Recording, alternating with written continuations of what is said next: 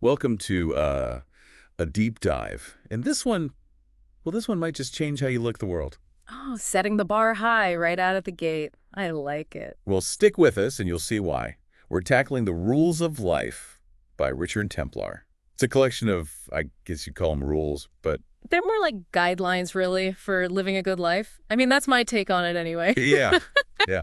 And that's what we're here to explore. We've got excerpts from the audiobook and Let me tell you, it's a fascinating listen. Not your typical self-help stuff. not at all. It's personal, it's witty. At times it even gets kind of philosophical, you know? Right. I was hooked from the start. Especially when he talks about those unconscious circles we create. Oh, yeah. That's the stuff that really gets you thinking. Totally. It's like we build these invisible fences around ourselves, limiting what we think is possible. Exactly. So let's unpack some of these rules and see what we can learn and how we can apply them to our own lives. One of the first that really grabbed my attention was Rule 1. Keep it under your hat. Interesting one to start with. What'd you make of it? Well, it's like when you start making positive changes, maybe you don't need to broadcast it to the world, you know? Right. No need for the big announcements. No need to preach to everyone about your new way of thinking. Exactly. Just let your actions speak for themselves. It's almost a radical idea these days, isn't it? With all the self-promotion we see online. Totally. Okay, now Rule 2. This one hit home for me. Oh. Except what's done is done. Oh, that's a big one. We all have things in our past that we wish we could change. Yeah, and the author, he really lays himself bare in this one. Talks about his childhood, which was, well, let's just say it wasn't idyllic. But he credits those experiences with shaping him into the person he is today. So it's not about pretending the bad stuff didn't happen. It's about recognizing how those experiences, even the tough ones, have made us stronger. That's it. And then Rule 3, this one seems deceptively simple. Know what counts. Sounds easy enough. But in today's world, with so many distractions, so many things vying for our attention, how do we figure out what really matters? Right. It's like we need a filter for our lives, a way to cut through all the noise and focus on the things that truly align with our values. Definitely a skill worth mastering in the age of information overload. Okay, ready for some action? Rule 4 is be flexible. Oh, I love this one. He uses the metaphor of mental martial arts, being able to duck and weave through life's challenges. I know, right? Such a good analogy. Being adaptable, rolling with the punches, rather than getting stuck in a rigid plan. It reminds me of that Bruce Lee quote, "Be like water making its way through cracks." Oh, yeah. So good. It's about finding a way forward, even when obstacles pop up. Exactly. But then we get Rule 5, and it kind of throws a wrench in the whole go with the flow thing. Only dead fish swim with the stream.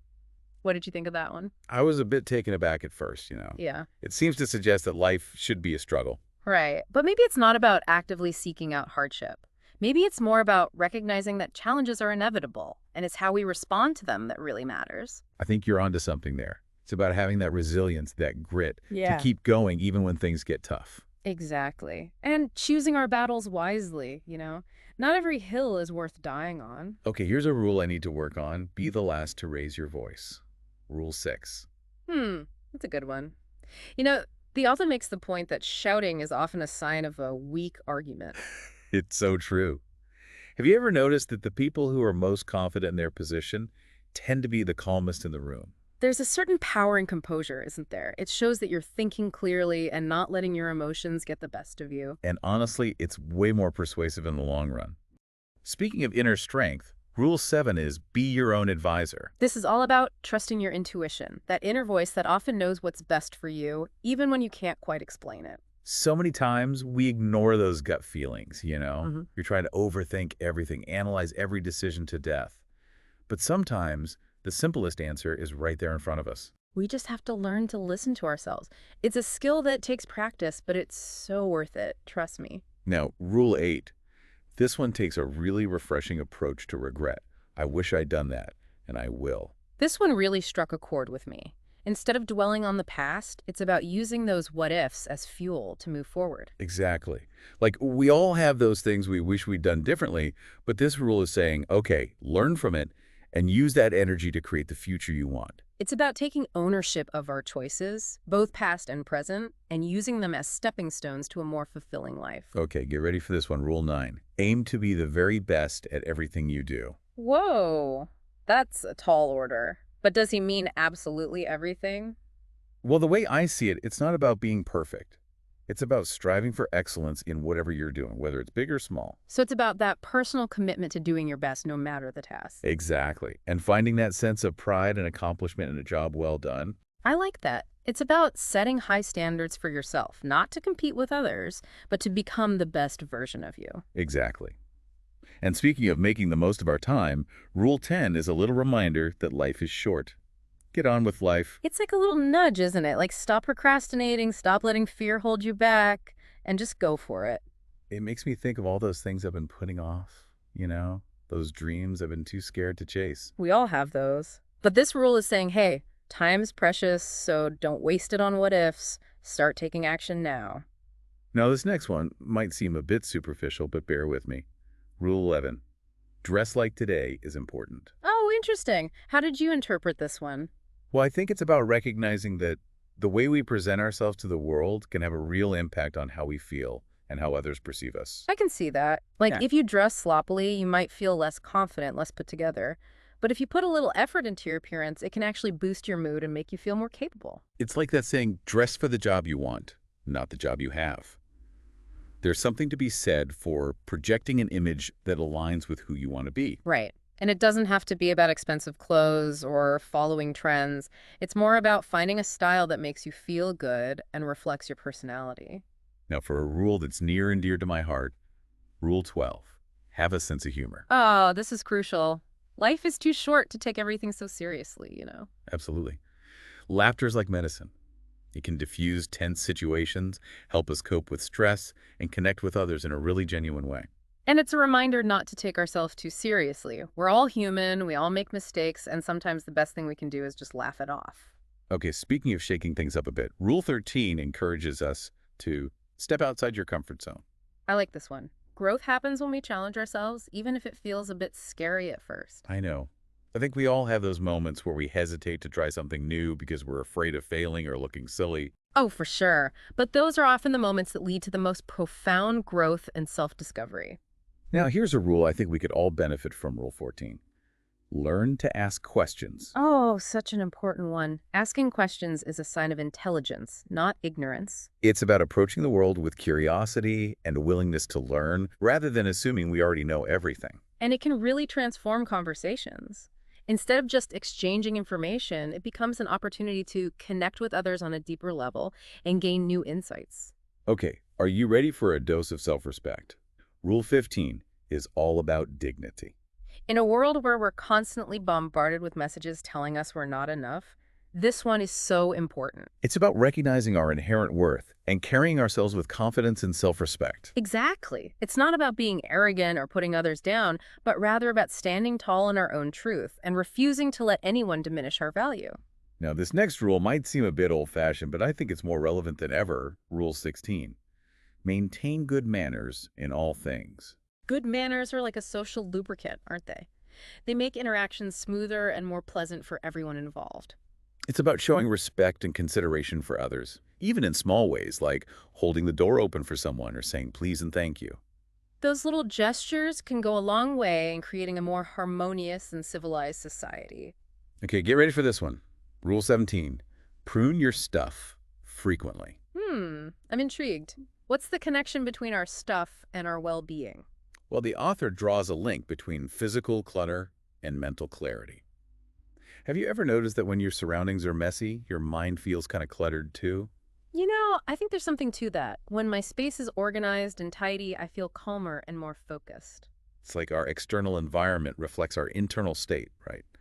By decluttering our physical space, we create space for mental and emotional well-being. Interesting. I'll have to try that. Okay, now Rule 18, remember to touch base. This one's all about having a base, a place, a person, a feeling that gives you a sense of grounding and security. It's like having a safe haven, a place to recharge and reconnect with yourself when life gets overwhelming. I love that. Whether it's a cozy corner in your home, a walk in nature, or spending time with loved ones who make you feel supported, it's about having those anchors that keep you grounded. Absolutely. We all need those places and people that make us feel safe and loved. Okay, last one for this set. Draw the lines around yourself. Rule 19. Boundaries. Essential for any healthy relationship, wouldn't you say? Absolutely. It's about knowing your limits and communicating them clearly to others. It's about protecting your time, energy, and emotional well-being. Saying no to requests that drain you or compromise your values. Right. And not feeling guilty about it. You're allowed to have boundaries. It's not selfish, it's self-care. Okay, one more, I promise, and then we'll take a break. Rule 20. It's okay to worry, or to know how not to. Ah, the age-old struggle with worry. It's a part of being human, isn't it? Totally. But this rule reminds us that we have some control over it. It's about finding healthy ways to manage those worries so they don't consume us. So it's acknowledging that worry is normal, but also recognizing when it's helpful, like motivating us to take action, and when it's just spinning us in circles. Now, here's a rule that's all about mindset, Rule 21. Stay young. Now, hold on. I'm already seeing those wrinkles. Are you saying I need to start chasing the fountain of youth? Haha. Not exactly. This one's not about trying to defy the aging process physically. It's about cultivating a youthful spirit and outlook on life. I like that. It's about staying curious, embracing new experiences, and not letting go of that sense of wonder and adventure that we often associate with youth. And surrounding yourself with people who make you feel alive, who inspire you to keep growing and learning.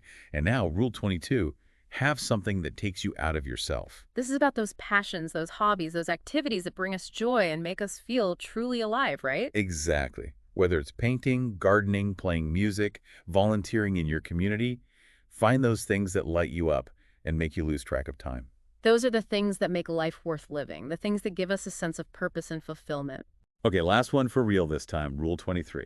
If you can't say anything nice, don't say anything at all. This one is so simple but so powerful. In a world where negativity and criticism often dominate, it's a reminder to be mindful of the energy we put out into the world. Words have power, and by choosing to focus on the positive, we can create a more uplifting and supportive environment for ourselves and those around us. So we've covered a lot of ground here, exploring the first 23 rules from the Rules of Life. What stands out to you most so far?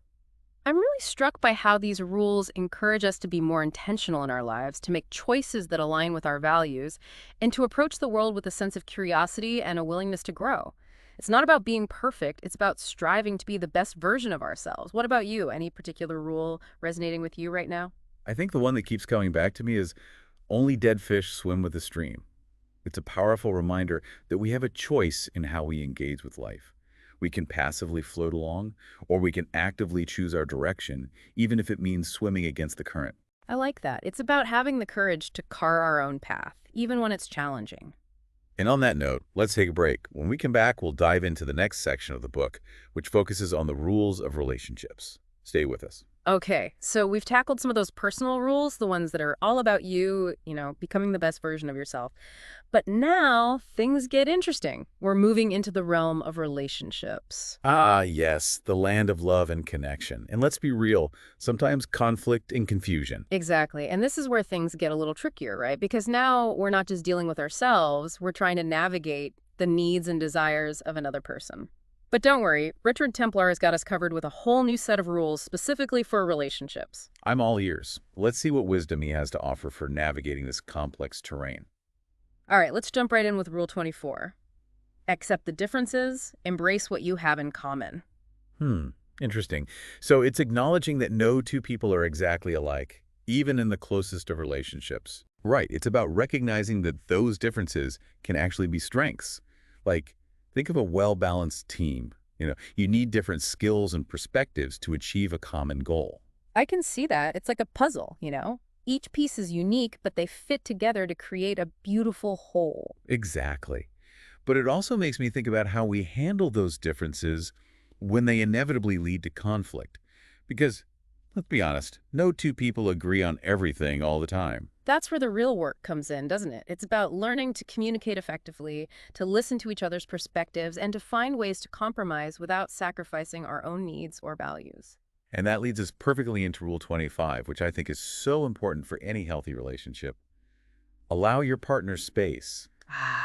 Yes, the space to breathe, to be ourselves, even within the context of a committed relationship. It's about recognizing that even though you're a couple, you're still individuals with your own interests, passions, and need for independence. It's funny, isn't it? We're drawn to someone because of their unique qualities, their independent spirit, but then sometimes, once we're in a relationship, we unconsciously try to limit that independence. It's like we want them close, but not too close. Exactly. It's a delicate balance. We need that closeness, that intimacy, but we also need the freedom to grow and evolve as individuals. And if we don't have that space, resentment can build, and the relationship can start to feel suffocating. This rule is a good reminder that nurturing our own individuality actually benefits the relationship as a whole. When we give each other the freedom to be ourselves, we bring more richness and vitality to the partnership. It's about trusting each other enough to let go, and knowing that the bond is strong enough to withstand a little bit of distance. I love that. It's not about clinging to each other out of fear or insecurity, but rather about choosing to be together because it enhances our lives, not limits them. Now, while these rules are specifically focused on romantic relationships, I'm thinking they could apply to all sorts of connections, right? Like with family, friends, colleagues. I was just thinking the same thing. The principles of acceptance, respect, and allowing space for individuality are essential for any healthy relationship, regardless of the label we put on it. It's about recognizing that everyone has their own unique needs and boundaries, and finding ways to honor those differences while still nurturing connection and intimacy. It's a dance, really. A constant negotiation between our own needs and the needs of those we care about. And those negotiations can get pretty complex, especially when we're talking about family dynamics. Because let's face it, you can't exactly break up with your family, right? That's a crucial difference. Family relationships often come with a whole set of expectations and obligations that can make it more challenging to apply these principles. Exactly. And those relationships can be incredibly rewarding, but also incredibly difficult to navigate at times. So, how do these rules for creating fulfilling connections adapt to the complexities of family? I'm really curious to explore that further. Me too. And I think that's where we're headed next. The Rules of Life goes on to explore specific rules for navigating family relationships, for building strong friendships, for thriving in our social circles, and even for engaging with the world at large. It's like those unconscious circles we talked about are expanding outward, encompassing every aspect of our lives. But before we dive into those wider circles, I want to pause for a moment and get your take on these relationship rules so far. What's standing out to you the most? I think what's resonating with me most is the emphasis on conscious communication and respect for individual needs. It's not about trying to change our partner or mold them into who we think they should be. It's about accepting them for who they are, honoring their boundaries, and creating a space where both partners can thrive. What about you? Anything jumping out at you? What keeps coming back to me is that idea of allowing space, giving each other the freedom to be ourselves, even within the context of a committed relationship. Because ultimately, I think that's what allows love to flourish. But I'm really curious to see how these principles apply to the unique dynamics of family. Are you ready to delve into the rules of family? Absolutely. Let's unpack those next and see what wisdom we can glean for navigating these intricate and often emotionally charged relationships. So we've explored those personal rules and dove headfirst into the world of romantic relationships. But as we hinted, the rules of life doesn't stop there. Family, those connections forged by blood or circumstance, they come with their own set of dynamics. I'm curious how these principles adapt when we can't exactly unchoose the people involved. Right. It adds a layer of complexity, doesn't it? I mean, with romantic relationships, you can always, walk away if things get too tough. But family, well, that's a different story. Exactly. So much is predetermined. We don't get to choose our family the way we choose our partners. Yeah. So how do these rules, these ideas for creating fulfilling connections, how do they adapt to those dynamics? Like, think about that rule. Accept the differences.